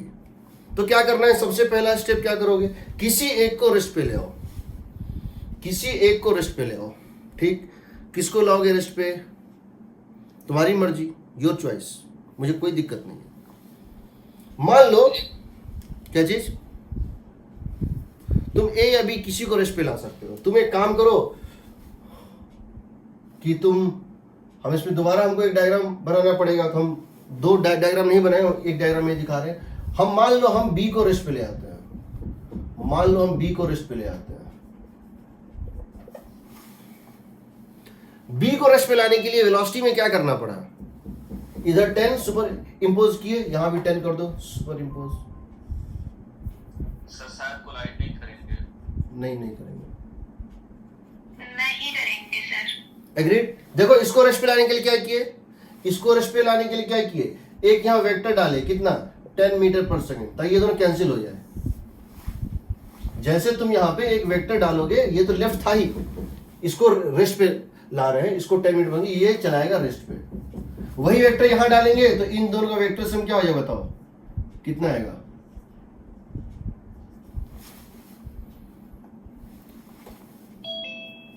तो बी आ गया रेस्ट पे, ये हो गया velocity of A with respect to B, कितना आएगा बताओ, under this square plus this square 20, angle कितना होगा 60 डिग्री होगा ना। Yes sir. Yes sir. इसका मतलब क्या हुआ, ये यहां से 60 पे जा रहा है इसे, तो बी को क्या लग रहा है, हम रेस्ट पे हैं, बी को क्या लग रहा है, हम रेस्ट पे हैं, और ए जो है इस डायरेक्शन में जा रहा है। This is the velocity of B as seen by, sorry A as seen by B, this is the velocity of A as seen by B. लेकिन लाइन ज्वाइनिंग दीज टू, अगर तुम ए और बी को join कर दो तो ये जो लाइन है ना, ये कितना बना रहा है एंगल, सो बताओ 30 डिग्री। ये कितना बना रहा है, 30 डिग्री। 45 डिग्री, हाँ sorry 30 degree, 30 degree sir. 30 degree, sir 30। हाँ ये 50√2 है, ठीक है। क्यों ये एंगल 30 डिग्री क्यों है, perpendicular this distance by this distance, perpendicular base. देखो ये 20 था, ये 70 था, तो ये डिस्टेंस कितना है, हाइट कितना है 50, और ये कितना है 50√3, 50 बाय 50√3, 1/√3। इसका मतलब क्या है, सोचो, ए को लग रहा हम यहां, बी को लग रहा हम यहां पर हैं, ए यहां पर था, अगर ये वेलोसिटी सोचो, अगर ये वेलोसिटी भी 30 ही बना रहा होता तब तो कोलाइड कर जाता। अगर ये एंगल भी 30 होता और ये एंगल भी 30 ही होता तब तो कोलाइड कर जाता। अगर ये 45 होता तब भी कोलाइड नहीं करता। अगर ये 25 होता तो नीचे से निकल जाता, बी को लगता मेरे नीचे से निकल गया। अगर 30 लगेगा एकदम मेरे तरफ आ रहा है सीधे, कोलाइड कर जाता। In fact position vector of A with respect to B, position vector B respect to A क्या है, minus i cap minus J cap के लॉन्ग है। देखो बी के रेस्पेक्ट में ए का पोजीशन वेक्टर कुछ होगा, ये होगा √3/2 आई कैप या जो भी, वो अपोजिट नहीं आएगा। वी कैप और आर कैप अपोजिट नहीं आ रहा है। हम ज्यादा वेक्टर यूज नहीं करना चाह रहे हैं, ठीक है। तो हमको ये समझ में आ रहा है कि बी को लग रहा है, हमको ये समझ में आ रहा है कि बी को क्या लग रहा है कि हम तो रेस्ट पे हैं भाई। बी को क्या लग रहा है, हम रेस्ट पे हैं। ए शुरू में कहां पे था, यहां पे था। ए शुरू में कहां पे था, यहां पे था। कितने डिस्टेंस पे था बताओ, ये कितना है 50√2/3, ये कितना है 50। तो ये डिस्टेंस कितना था, ए बी डिस्टेंस कितना था बताओ, ये 50√3 और ये 50। ए से बी तक का डिस्टेंस क्या था बताओ, √50² बाय 50√3 का स्क्वायर कितना हो जाएगा 100 मीटर पे था। लेकिन ये चल रहा है ऐसे, कैसे चल रहा है जी, ये इसके साथ बना रहा था 30 डिग्री और ये इसके बना रहा है 60 डिग्री। ये कितने पे चल रहा है, 30 डिग्री पे चल रहा है। तो कोलाइड तो नहीं करेगा, कोलाइड तो नहीं करेगा, समझ रहे हो ना। लाइन ज्वाइनिंग के साथ ये 30 पे चल रहा है, किस स्पीड से, कांस्टेंट स्पीड से 20 मीटर पर सेकंड से। तो एक समय दोनों के बीच का डिस्टेंस मिनिमम होगा, निकाल सकते हो कितना होगा मिनिमम डिस्टेंस, कैसे निकालोगे। यहां से ड्रॉप कर दो एक परपेंडिकुलर, क्योंकि अब ये क्वेश्चन कन्वर्ट हो गया है distance between A point and A line, distance between a fixed point and a straight line. तो यहां से ड्रॉप कर दोगे पी, ये होगा इनके बीच का मिनिमम डिस्टेंस जो तुम निकाल सकते हो। ये 30 है और ये है 100 है, तो डी मिनिमम आएगा 100 sine 100 metre into sine 30 degree ना, 50 मीटर। ये डिस्टेंस आएगा 50 मीटर, मिनिमम डिस्टेंस के बीच की 50 मीटर होगी। कितनी होगी 50 मीटर। कोलाइड करेगा नहीं करेगा, मिनिमम डिस्टेंस 0 नहीं हो रहा है इसलिए कोलाइड नहीं कर रहा है। कब होगी मिनिमम डिस्टेंस, कब होगी, ये इस स्पीड से, किस स्पीड से 20 मीटर पर सेकंड के स्पीड से कहां तक चलेगा, ए से पी तक। तो टाइम टेकन हो जाएगा AP डिवाइडेड बाय 20 मीटर पर second, distance by speed. Distance कितना है AP और स्पीड है 20 मीटर पर सेकेंड। AP का मतलब है बताओ 100 cos 30 डिग्री, 100 cos, इस राइट एंगल ट्राइंगल में 100 हाइपोटेन्यूज है, 100 cos 30 डिग्री। AP डिस्टेंस कितना हो जाएगा 100 cos 30 डिग्री बाय 20 मीटर पर सेकेंड, जिसकी वैल्यू आएगी 5√3/2। 5 ये और ये तो कट गया 5 से ना, और √3/2 सेकेंड, 5√3/2 सेकेंड।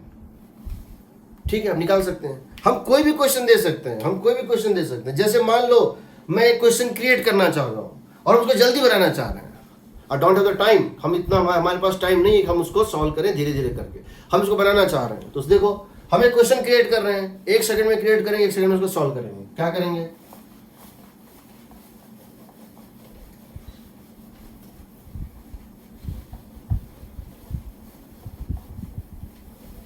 ऐसा एक क्वेश्चन लेते हैं। I am doing my mental calculation की तुम्हारा क्वेश्चंस आ जाए। ये टावर है, एक दूसरा टावर है,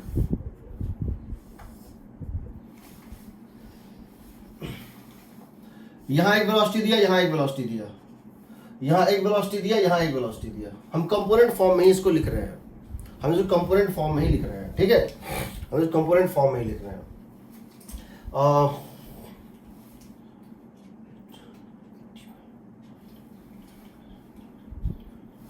ये है 20, ये है 40, ठीक है, 100 ये है 20।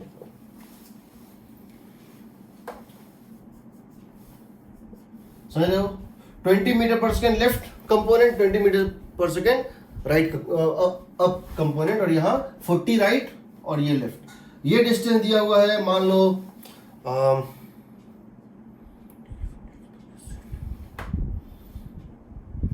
100 मीटर,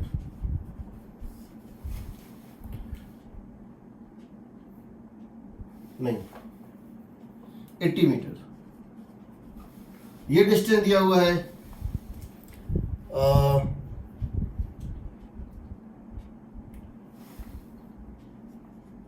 100 मीटर, और ये डिस्टेंस दिया हुआ है 160 मीटर। क्या ये कोलाइड करेंगे?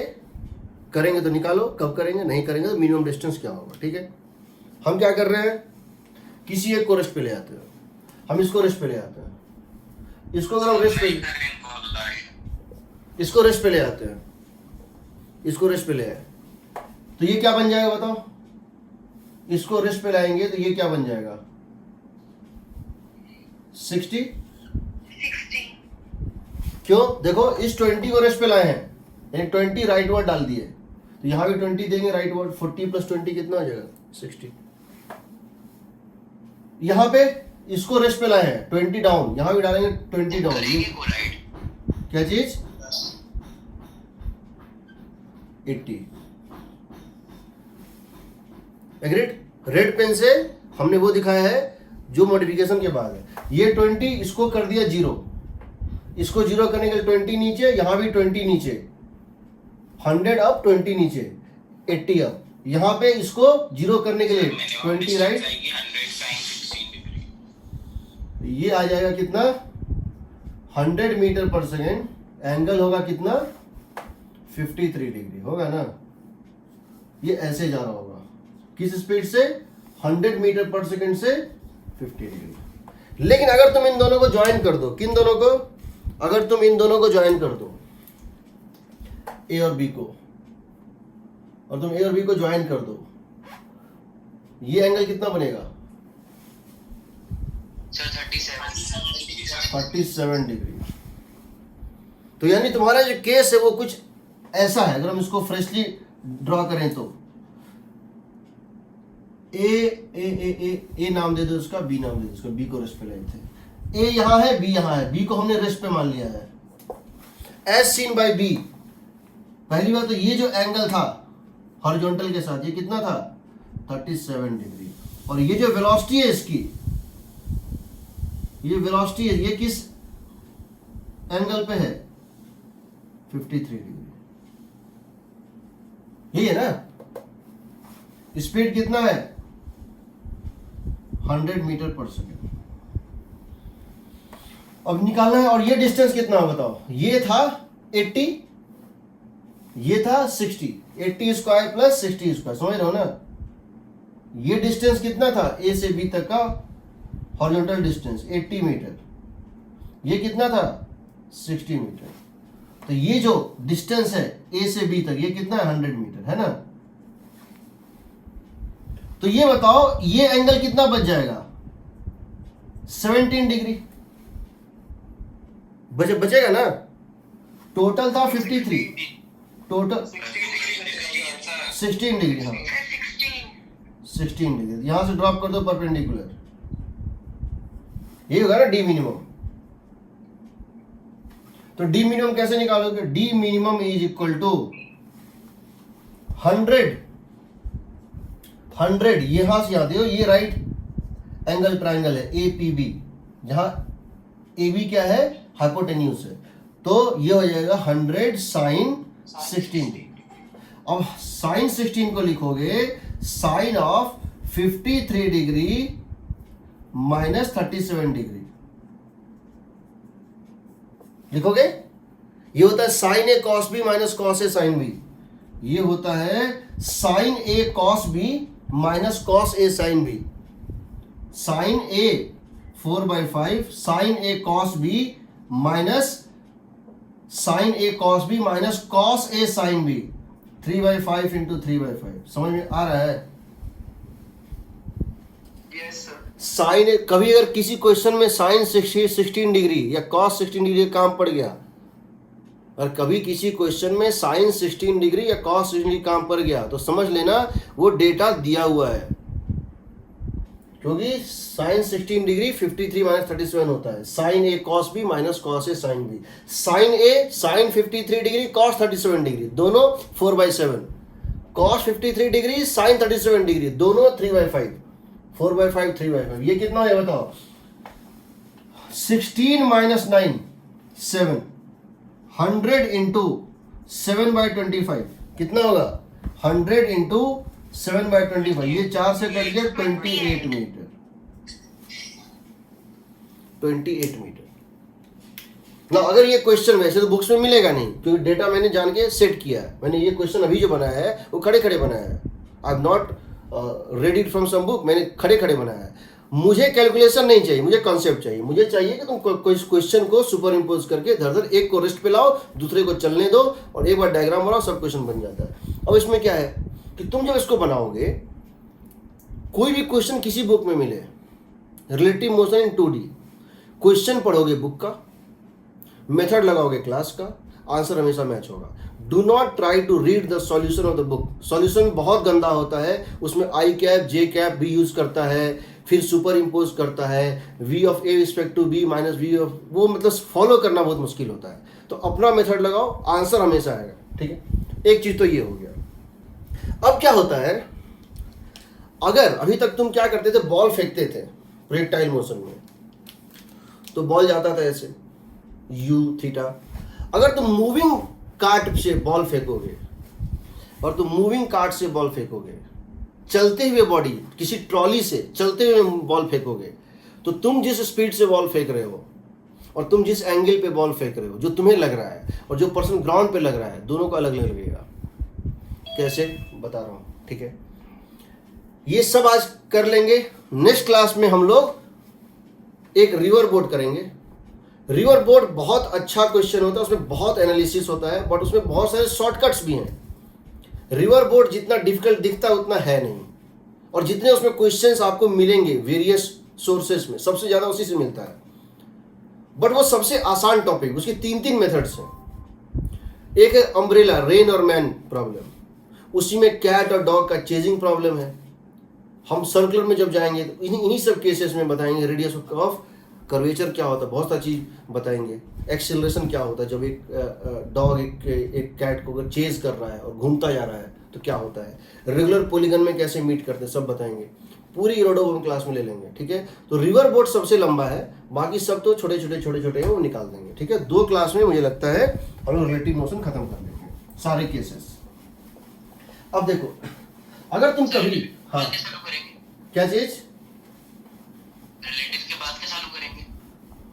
रिलेटिव के बाद क्या स्टार्ट करेंगे? Circular motion. और उस दिन तुम लोग, उस दिन के बाद तुम लोग का मैथमेटिक्स बहुत घट जाएगा।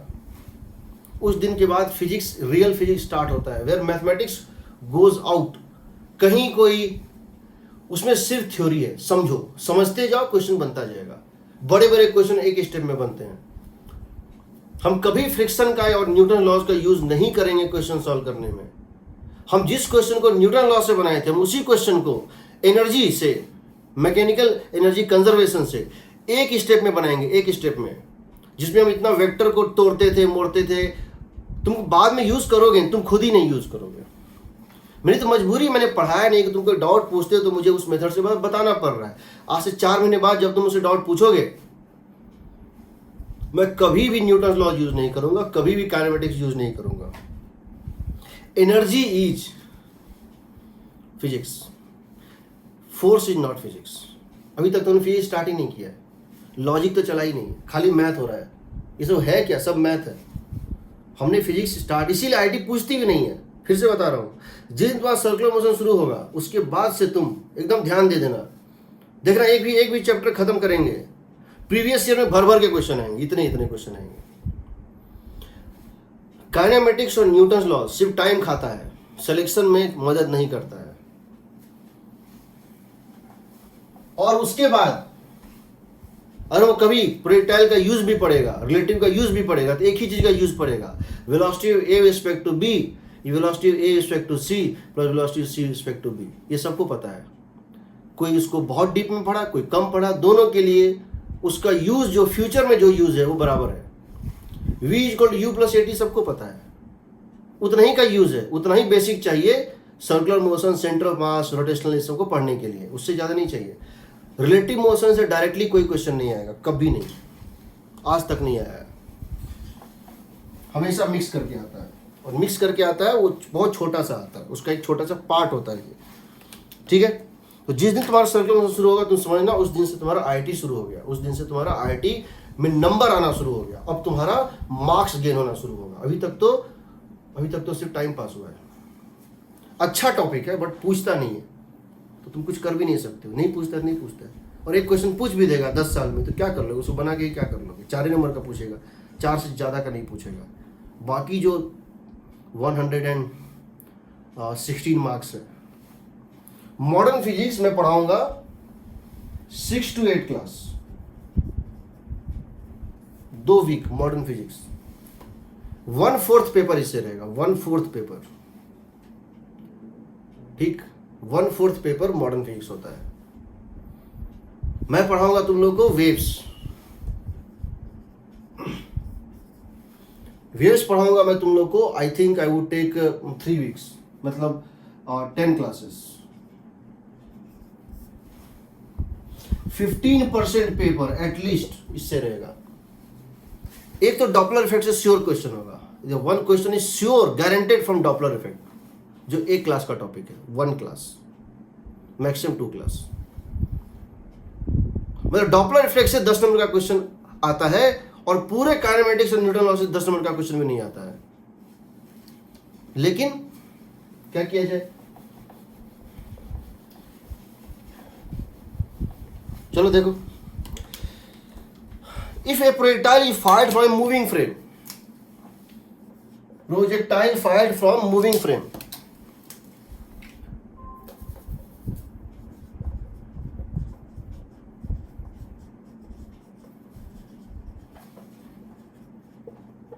मूविंग फ्रेम या कार, जो समझ लो। याद रखना, वेलोसिटी ऑफ या initial velocity of ball with respect to ground is initial velocity of ball with respect to car plus initial velocity of car with respect to ground, ठीक है। अब मेरे पास क्या है, एक गन है, मेरे पास एक गन है, तो गन में क्या होता है, एक बैरल होता है। गन में क्या होता है, एक बैरल होता है, या गन या कोई अगर कैनन है, टैंक है, मेरा जो टैंक है उसमें एक बैरल होता है, और बुलेट इस बैरल के थ्रू होके निकलता है। ये बुलेट इस बैरल थ्रू, तो हम क्या करते हैं अपने कार में, जिस कार में हम बैठे हैं उस कार में सरफेस के साथ इसको ऐसे अलाइन कर देते हैं और फायर करते हैं, और हम इसको ऐसे ऐसे फायर करते हैं, ठीक है। तो मुझे ये एंगल दिख रहा है ना, ग्राउंड में हो सकता है ये एंगल ना दिखे, मुझे तो दिख रहा है, मैंने इसको 30 डिग्री पे अलाइन किया हुआ है, तो यानी मेरे रिस्पेक्ट में ये क्या है, 30 डिग्री से फायर हो रहा है किसी स्पीड से। मुझे एक वेलोसिटी दिखेगी और एक एंगल दिखेगा 30 डिग्री, जो मैंने कार के जो है ग्राउंड के साथ, सरफेस के साथ इसको अलाइन किया हुआ, और मुझे लगता है मैं ऐसे फायर कर रहा हूँ, बट ऐसे फायर नहीं होता है। इसलिए गलती अगर किया जाए, अगर करेक्शन टर्म ना किया जाए तो ये फायरिंग गलत हो जाएगा। तो क्या होता है देखो, मान लो ये कार है,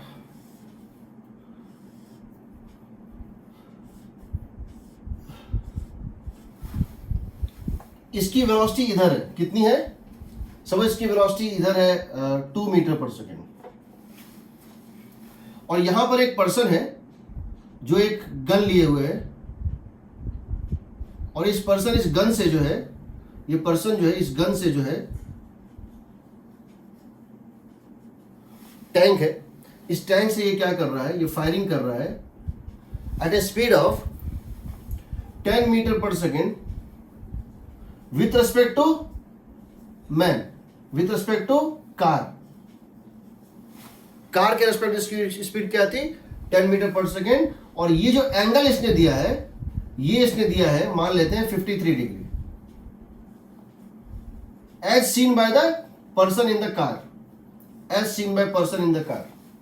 तो हमको ये जानना है कि जो पर्सन ग्राउंड पे है, या हमको इसकी रेंज निकालनी है, या मैक्सिमम हाइट निकालना है, या कुछ भी निकालना है, तो as seen by person on the ground, तो ये जो पर्सन ग्राउंड पे है, सो एज, ये तो हो गया जो दिए हैं, ये विथ रिस्पेक्ट टू कार हो गया। विथ रिस्पेक्ट टू ग्राउंड क्या हो जाएगा, देखो, initial velocity of ball with respect to ground, initial velocity of ball as seen from the ground frame would be equal to initial velocity of ball with respect to car. बताओ, initial velocity of ball, ये जो ball की speed है with respect to car कितनी है, i cap और j cap में, ये एक कंपोनेंट होगा 10 cos 53 डिग्री। ये वेक्टर क्या है बताओ, 10 cos 53 degree I cap plus 10 sin 53 degree J cap. बताओ, इसके रेस्पेक्ट में इस वेलोसिटी का दो कंपोनेंट था, एक था 10 cos 53 डिग्री और एक कितना था 10 sin 53 degree, plus velocity of car respect to ground कितनी है, सॉरी हाँ, velocity of car respect to ground कितनी है 2 आई कैप। कोई डाउट? देखो, इसने अपने रेस्पेक्ट में बॉल को ऐसे फेंका है, इसने अपने रेस्पेक्ट में बॉल को इस तरह से फेंका है। किस स्पीड से फेंका है, 10 मीटर पर सेकेंड से। मैंने इसको स्पीड कितना दिया, 10 मीटर पर सेकेंड। किस इस पे एंगल पे 53 पे, बट मैं तो खुद मूव कर रहा था, तो वो वेलोसिटी भी इसके ऊपर जुड़ जाएगा ग्राउंड फ्रेम में। ये हो जाएगा, ये होता है 3/5, यानी ये कितना था 6 आई कैप, प्लस ये होता है 4/5 8 J cap plus 2 I cap. कितना हो गया बताओ, 8 I cap plus 8 J cap, 8 I cap plus 8 J cap. Sir एक बार ये बता दीजिए सर, 2 आई कैप सर इसके कार का मोशन करंट, हाँ, ये है velocity of car with respect to ground, velocity of car. Sir इसलिए सर वो 2 आई कैप करा है। हाँ, 2 आई कैप इसीलिए किया। इसका मतलब क्या हो गया, जो पर्सन ग्राउंड में उसको क्या लग रहा है, इसकी एक्स डायरेक्शन में वेलोसिटी कितनी है 8, वाई में कितनी है 8, यानी इसकी नेट स्पीड कितनी है 8√2। इसको क्या लगेगा, जो पर्सन ग्राउंड पे है उसको क्या लगेगा 8√2 लगेगा ना। किस एंगल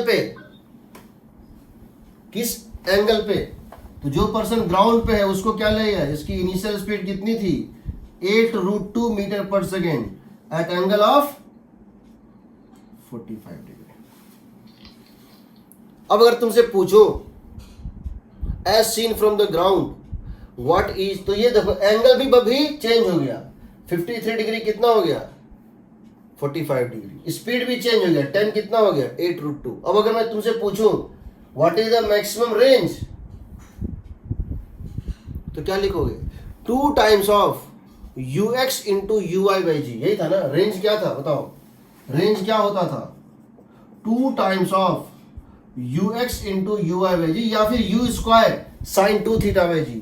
तो u कितना लोगे 8√2, ये कितना लोगे 45 डिग्री। चलो उसको थोड़ा चेंज करते हैं। अभी तो ये क्या चल रहा था, राइट चल रहा था, अभी ये राइट चल रहा था ना। अगर ये लेफ्ट जा रहा होता 2 से तो क्या होता, यहां -2 होता। समझ रहे हो? इसको याद रखना, इसको याद रखना भाई। गन जब भी फायर करता है तो बुलेट की स्पीड फिक्स होती है, किसके रेस्पेक्ट में, गन के रेस्पेक्ट में। उसको बोलते हैं मजल velocity,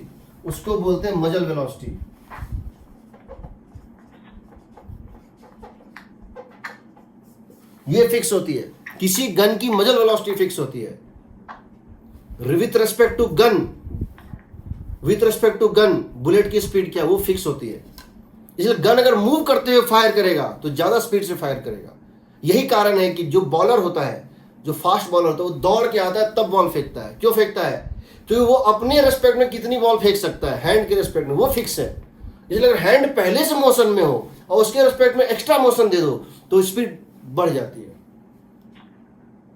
because velocity of ball with respect to ground, velocity of ball with respect to hand that is fixed, उसकी स्टेमिना फिक्स है, उससे ज्यादा वो स्पीड नहीं फेंक सकता है।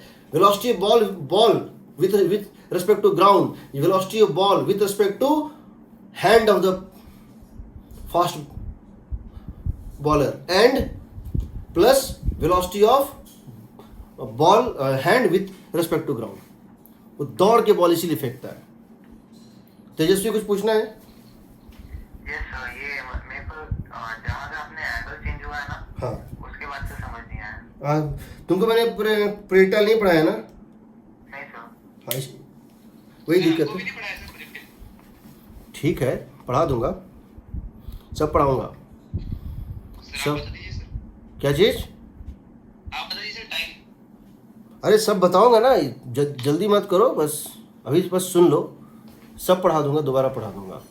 अभी बस थोड़ा सा धैर्य रखो, ठीक है? थोड़ा सा हमको टाइम दो, थोड़ा सा टाइम दो, सब कर दूंगा। 1-2 दिन का टाइम दो, सब कुछ बता दूंगा तुम लोग को। देखो हम इसको थोड़ा चेंज करते हैं। क्या जरूरी है कि ये बॉलर, ये बताओ ये प्लेटफॉर्म कैसे चल सकता है? जो ये कार है या जो भी चीज जहां से थ्रो किया जा रहा है, ये ऐसे चल रहा होगा, फेंक दिया सामने, ये ऐसे चल रहा होगा, फेंक दिया, ये ऐसे चल रहा होगा, ये ऐसे चल रहा होगा, ये ऐसे चल रहा होगा, कुछ भी हो सकता है ना। इमेजिन करो, एक हम सिंपल सा केस ले रहे हैं कि ये फ्लाई कर रहा है, इसको बोलते हैं उड़न तस्त्री। ये ऐसे फ्लाई कर रहा है, इसकी खुद की वेलोसिटी इधर है, कितनी? 10 मीटर पर सेकेंड। इधर कितनी है?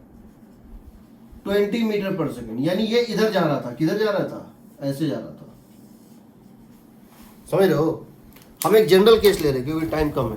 ये देखो, ये हो सकता है ऊपर जा रहा हो सकता है लेफ्ट जा रहा हो, ये ऊपर भी जा रहा है, लेफ्ट भी जा रहा है, ये ऐसे जा रहा है। समझ रहे हो ना? ये इस कॉर्नर से इस कॉर्नर इस तरह से जा रहा है, यानी इसके पास एक्स कंपोनेंट भी है और वाई कंपोनेंट भी है। तुम यहां पर हो और तुमने यहां से बॉल को थ्रो किया ऐसे करके, स्पीड कितना दिया? u1, एंगल कितना दिया? θ1। इसको मान लो vx मान लो, इन जनरल इसको vy मान लो। ये किसकी स्पीड है? ये जो स्पीड vx और vy दिए हैं, ये इस फ्रेम की स्पीड है, यानी उस पर्सन की स्पीड है जो बॉल को फेंक रहा था। ये जो दिया हुआ है ना, ये vx और vy, और ये जो v है, ये है velocity of car with respect to ground. और ये जो तुमको देख रहा है ना, ये है वेलोसिटी ऑफ बुलेट या बॉल विथ रेस्पेक्ट टू, ये velocity of ball with respect to, क्या बोलेंगे इसको? कार। ये जो है ये velocity of ball with respect to car, और ये एंगल है theta as seen from car, as seen from car. समझ रहे हो ना? उड़ते हुए फ्रेम में चटाई पे बैठा हुआ है, ऐसे उड़ रहा है, वो कुछ कॉमिक्स वॉमिक्स में दिखाते हैं, कार्टून सीरियल में चटाई है, ऐसे उड़ रहा है और चटाई पे बॉल फेंक देता है। अब क्या करोगे? कुछ नहीं करना है, बस यही लिखना है, velocity of ball with respect to ground, velocity of ball with respect to कुछ भी, इसको मान लो कारपेट मान लो, plus velocity of carpet with respect to ground.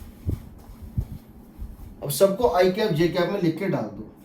Velocity of ball, ये जो वेलोसिटी ऑफ बॉल था as seen in the carpet या कार, ये कितना है बताओ? u1 cos θ1 i cap plus u1 sin θ1 j cap, plus इसकी वेलोसिटी क्या थी बताओ? vx i cap plus vy j cap. तो ये कितना हो जाएगा बताओ? u1 cos θ1 plus vx i cap plus u1 sine theta 1 plus vy j cap. दोनों प्लस इसलिए लिया क्योंकि इसका एक कंपोनेंट राइट था, इसका एक कंपोनेंट अप था, तो ये भी प्लस था, प्लस एक्स प्लस वाई, इसका भी एक एक्स था, प्लस एक्स प्लस वाई। अगर ये लेफ्ट हो रहता इस तरह से तो ये नेगेटिव हो जाता, तो तुम जानते ही हो इसमें कुछ है ही नहीं। जोड़ दो, ये आ गया as seen from ground. Ground frame में इसका वर्टिकल स्पीड ये दिखेगा, अपवर्ड स्पीड ये दिखेगा और एक्स स्पीड ये दिखेगा। अब तुमको रेंज निकालना है, मैक्सिमम हाइट निकाल, कुछ भी निकालना है, तो इस फ्रेम में ये क्या है ux, ये क्या है ux as seen from ground frame, ये क्या है uy as seen from ground frame. और पूछेंगे what is the speed of projection as seen from the ground, under root this square plus this square. What is angle of projection as seen from the ground, ground frame से ये किस angle पे throw करता हुआ दिखाई देगा, तो tan alpha is equal to y component by x component, this by this. अगर पूछेंगे find the range as seen from the ground frame, तो क्या लिखोगे 2 times of ux into ui by G. Maximum height u square sine square theta by 2g means uy whole square by 2g, this whole square by 2g। Time of flight 2 times of ui by G, ui by जी। कुछ भी लिख सकते हो, कोई दिक्कत ही नहीं है। समझ रहे हो? तो याद इसको नहीं करना है, डायग्राम को याद इसको रखना है, ये हम पहले ही याद करा चुके हैं और इससे प्रैक्टिस करा रहे हैं। यहाँ प्लस क्यों लिए, यहां से कारपेट तो कारपेट से यहां, ये और ये कट रहा है, ठीक है। चलिए आज के लिए इतना ही। नेक्स्ट क्लास में हम लेंगे rain man problem, dog cat chasing problem, regular polygon problem, और उसके नेक्स्ट क्लास में लेंगे हम रिवर बोट प्रॉब्लम, और 2 क्लास में खत्म हो जाएगा सिलेबस। इरोडो के सारे क्वेश्चन भी साथ में करा देंगे, ठीक है।